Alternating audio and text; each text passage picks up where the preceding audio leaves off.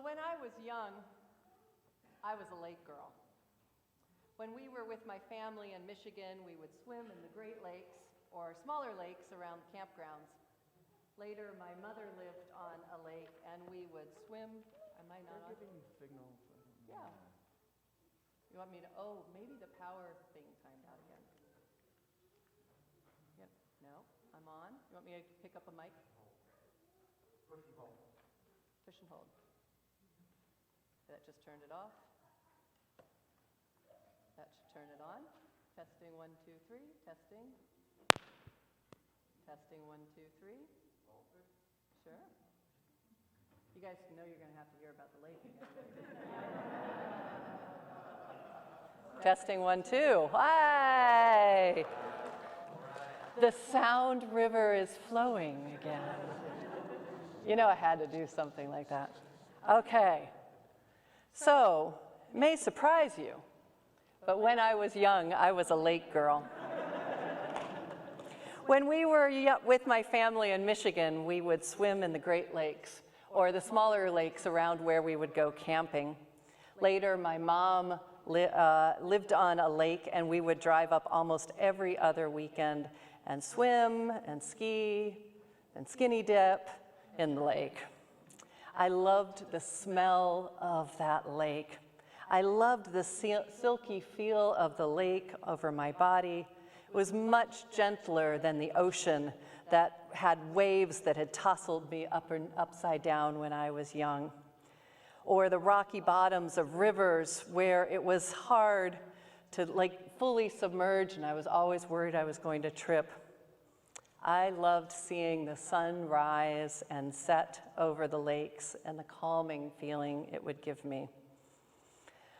Now, I'm only a little resentful that Thurman didn't list lakes in his reading.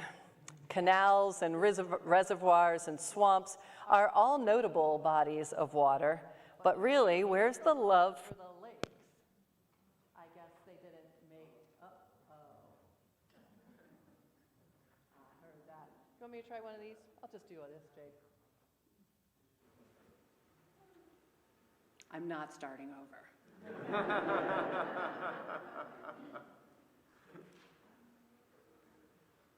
that right there. Thank you. Oh, goodness gracious.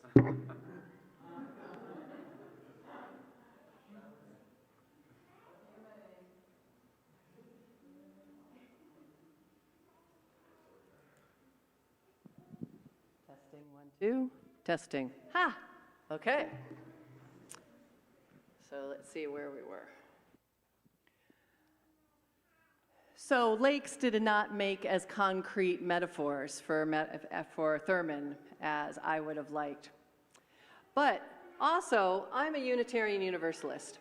So I believe in the worth and dignity of all beings and all bodies of water. So I think that he gave swamps a pretty bum rap, right? Like, are you dead? Are you not moving? So, I mean, it's a beautiful reading, and he was writing 1950s around. So I don't know, maybe people didn't like swamps as much then. And it might be true about swamps, but I've also seen a huge number of living beings in swamps. Things like algae and a lot of frogs, right? But his metaphors still hold water. See what I did? Okay. Oh, that was the perfect, appropriate response. Thank you all. We often look at bodies of waters as metaphors for our lives. There are some bodies of water that speak to our soul, and others that can feel foreign or utilitarian. I never gave much thought to canals until I moved to Phoenix. I saw them as not only a feature for figuring out where I was in the city and navigating it, and great paths for bike riding and walking, by the way, but also understanding it as a lifeblood of the water supply for the humans, the plants, and the animals around the city. I also have a brand new appreciation of reservoirs growing up in Lakeland. especially after seeing Lake Mead and Lake Powell, knowing that we only have water if those reservoirs are full, and they are not. Their desperate levels have me worried about our future here in Phoenix, as well as the entire Southwest, and what the implications for Mexico as well, as it depletes faster than it's being filled and the climate just gets warmer. So we've talked about lakes and swamps and canals and reservoirs. We've talked a little bit about rivers and oceans. But what body of water resonates with you? When you think of yourself as a body of water, what comes to mind? Is it a lake, and why? A backyard pond? A flowing river? How about a backyard bird bath? And what does that represent about your life? Does it flow like you, or is it a container like you? Is it calm and peaceful, or does it have a dramatic flair to it? Does it carve out mountains like you, or does it sustain others like you? How are you like your body of water? And what aspects of water do you aspire to incorporate into your life? Do you wish to be more nourishing to others like a river?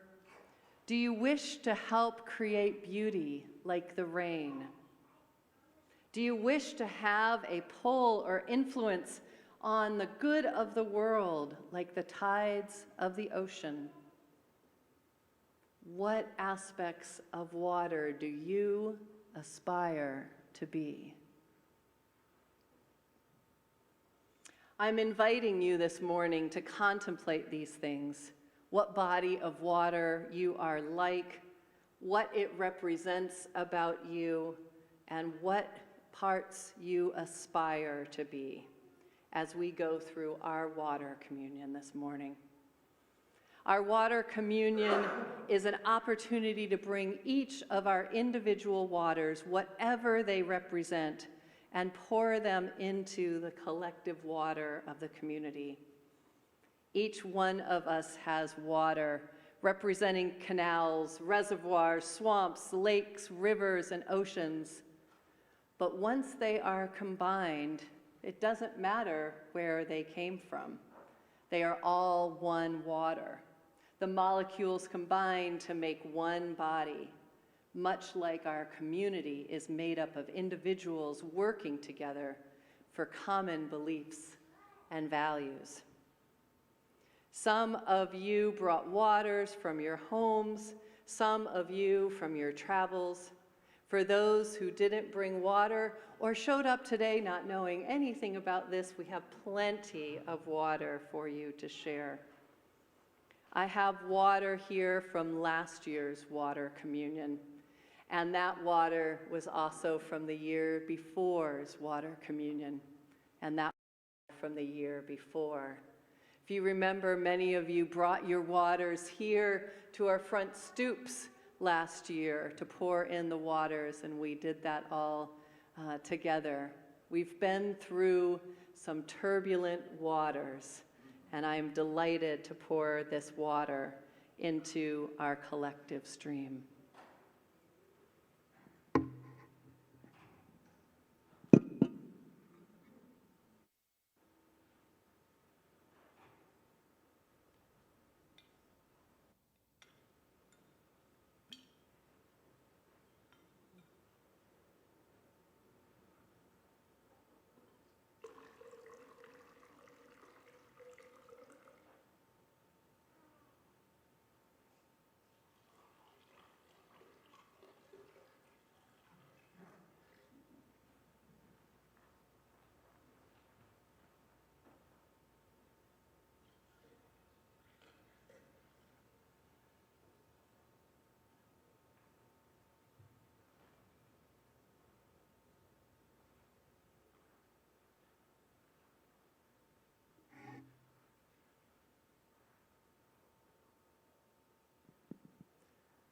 I'd love to turn on our Zoom line now and invite our folks on Zoom to participate first in our water communion.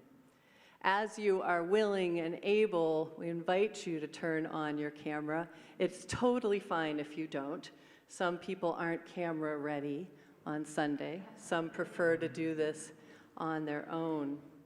But as you are willing and able, I invite you to hold up your waters and pour your water into your receptacles as we see the combined waters from your screens and your homes coming together.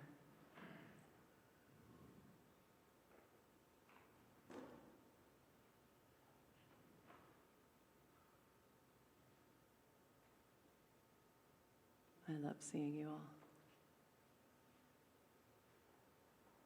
Thank you. How beautiful.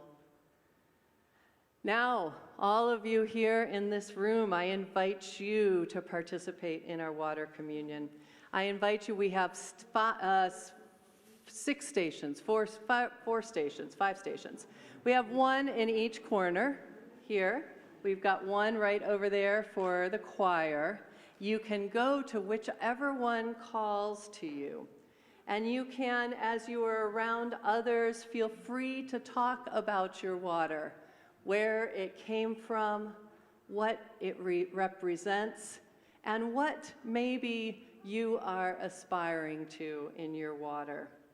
What is it that you are wanting to bring into your life?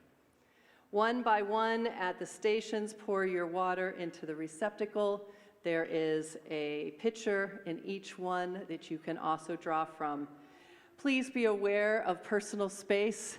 Hugging is with consent, right? And just leave space for folks so that everyone can be radically included in this ritual.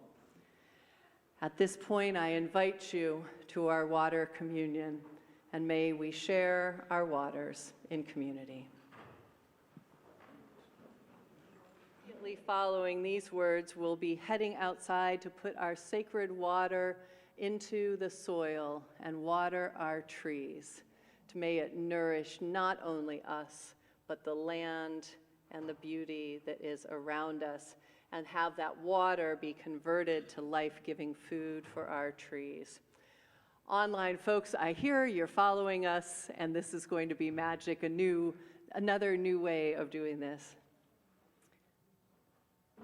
So may our waters, let me take this. May this water represent all of us, our individual strengths and our collective power. May the water nourish us as this community fills our spirit so that we can go out into the wider world, spreading love as we do. May it nourish us so that we can manage the bumps and bruises of daily life and the challenges of these times. And may we know, each and every one of you, that you are sacred and beautiful, just like each one of these drops of water. May it be so in our hearts, in our community, and in our lives. Let's go outside and water a tree, shall we?